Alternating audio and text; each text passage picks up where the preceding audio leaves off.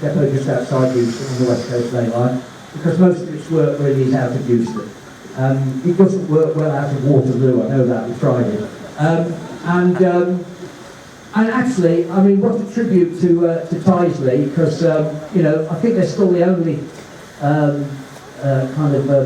establishment of this nature that have restored steam, diesel and electrics. I think that's still a single unique boast. And yes, so it went to Willesden and it's been there for the last 4 years. This year has been a bit of an unhappy year. The wheels wore out. And after a lot of anguish and another paper round,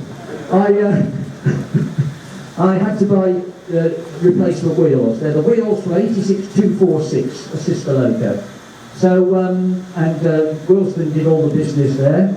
And here it is, and it did its first outing last week of this year on the Cumbria Mountain Express from Euston to Carnforth, where a steam engine took over, and then this loco brings it back from just south of Preston back to Euston. So that's that. And by the way, I must thank the Peckett there. It actually was. We should have seen it last week on the front on the Cumbria Mountain Express. It was brilliant. It hammered through Rugeley. Anyway, thank you. So that's the short story, and the reason I'm renaming it today is because I can, because it's my engine.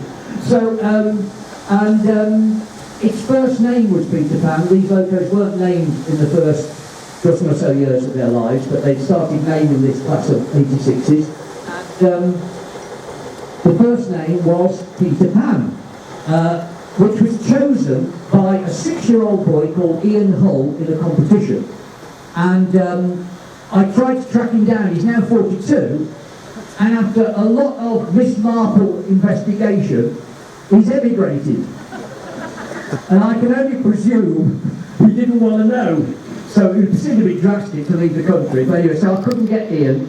I actually decided today I'd ask the lady who suggested to BRMB Radio to suggest to Virgin Trains that they named thank you, train after me. I know I'm running out of time. I was going to get her, well, she's on her way, and her name's Ellie, she was a listener of mine, and she had the mad idea to ask about naming a loco after me, and it happened. So I thought it'd be nice if Ellie was here today, but she's still on her way, so she's going to miss it. That's her all over, but never mind. I've mentioned her in dispatches. But I just so I thought there's only one other person I think at the moment on this on these grounds that really should do the honours. And Paul, this Tatty Business Street, that was homemade in my home earlier this morning. It looked a bit better 2 or 3 hours ago. I think it's got bedraggled with the weather. And that's Chief Engineer here at Tyseley Loco Works. Are you about, Bob? You said you'd show up. Where are you? I wanted Bob to say a few words. Are you here, Bob? He knows how to make an entrance. Oh, here he is. You've got to come and do this, Bob. Because to be honest, you know, if it wasn't for Bob, it wouldn't have happened, to be honest. Well, of course it wouldn't. So come and give your excuses for this.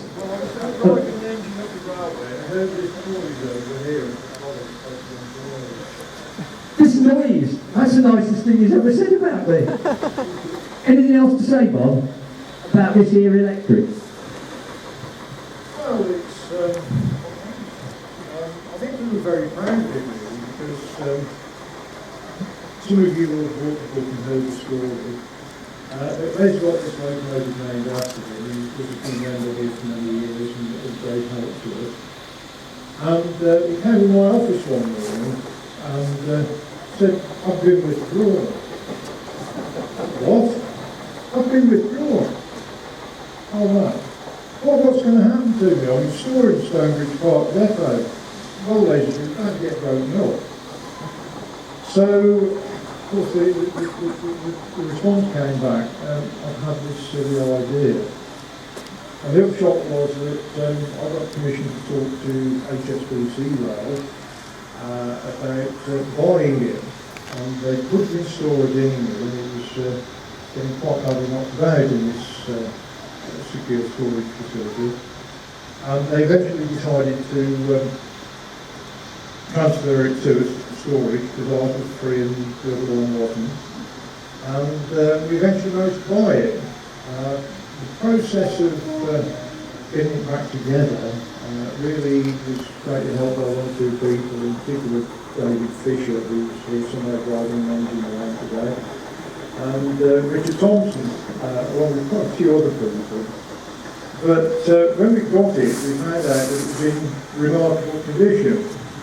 And when you think that this locomotive was built in early 1966, virtually the first locomotives that we built in this nation to run continuously at 100 miles an hour, and it's gone on to do that for almost 6 million miles, which is well over 4 times more than any of the Stanley Pacific's managed to put in on the West Coast Main Line. So I've always believed that these things were actually a worthy successor to the Stanley Pacific. Certainly a lot better than those miserable offerings that's hidden behind there called Pass 40, which a friend of mine on the railway always used to say were about the equal of Paul Scott. They're going to cut your mic off. Yeah, they provided the microphone, by the way. But it's a great source of pleasure to actually be involved in getting this locomotive back on the main line. And what was even more pleasing was when we sat down and realised that we were the first organisation since British Railways in 1968 to have steam, diesel and electric locomotives basically licensed to run on the main line. And we had a lot of fun out of it. It ran quite a number of tours for us. And Les has gone off now. It's got a whole new career working out of Willesden, which has a slight benefit compared to us in that they've got wires up there, and you can plug it into the mains periodically and keep it warm and dry and everything else. So it really was a pleasure to be involved with it, and even though it's not based here at the moment, we're immensely proud of it. And there's nothing else I can say about it, really. Well, you thought of something, didn't you, Bob? And actually, I mean, Willesden has been its home for most of its life, hasn't it, on and off, about 30 odd years. But, so it's probably where it should be now. But Tyseley is definitely its heritage spiritual home, isn't it? Which is why I'm so glad it's back here today to do this. And there was nothing else to do this weekend anyway, so what are you going to do? That's all right. So that's that. And by the way, just a spooky thing before Bob pulls this illustrious string. Pull it this way, Bob, it should work. And if Dave riveted it on right, it won't come off. Yeah, no, it is on, yes. I said, well, Velcro do, but apparently not. No. So, a little, on an anniversary nutter, and as it happens, we're just one day out on this. It was first named Peter Pan on the 23rd of October, 1979. So we're marking its 50th birthday, and its 36 years and 1 day anniversary of being Peter Pan. So it's all kind of come round in a circular kind of bonkers way, isn't it? Oh yeah, the Day Tripper one, yeah. The first tour out of Tyseley was called the Day Tripper, because, that's right, because he went to Liverpool, and 50 years ago, on the day that this loco went into service, Day Tripper by the Beatles was at #1 in the charts. Yeah. See, we do all this research. I know, we don't just throw it together, we just make it look as though we have.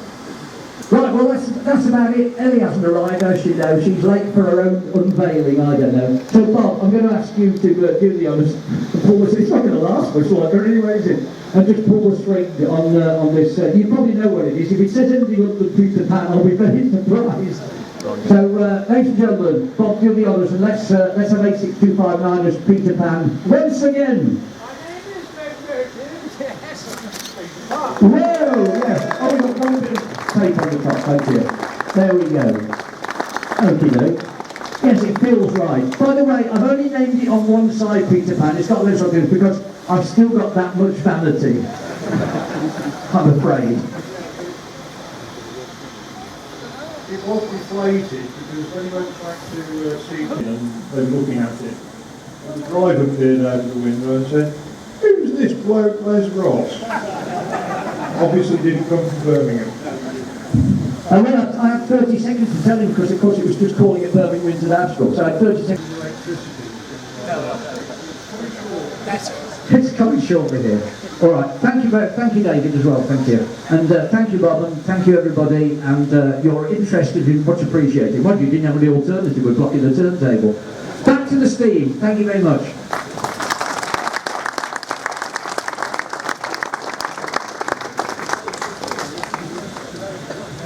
Oh,